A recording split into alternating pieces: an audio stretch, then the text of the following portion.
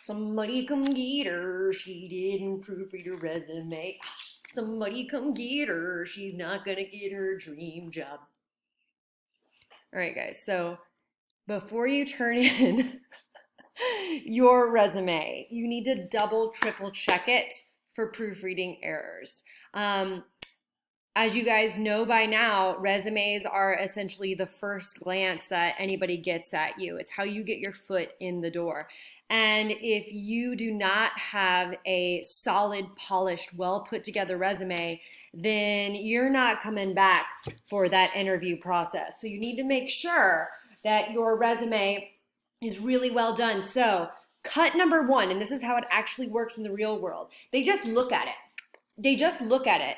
And if it doesn't look good on the page, like the spacing is weird, that you have mismatched fonts, you are using bullet points in one part and you're using, dashes somewhere else, then they're like out and they literally just toss it. They don't even read it, they just look at it.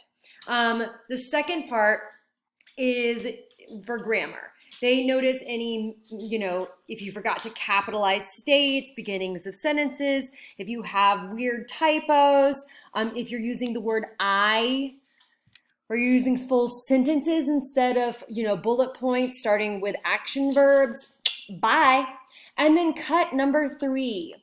Does your resume actually have good content? Is there a good set of experience? Do you have nice jobs leading up to applying for that dream job? Do you, have your dates and locations correctly done? Are your qualifications outstanding? If not, sorry, Charlie, they're going to give that job to somebody else and you're never going to get a chance at that interview. So double, triple, quadruple check that resume and make sure that it is a good first glance at who you are for the position.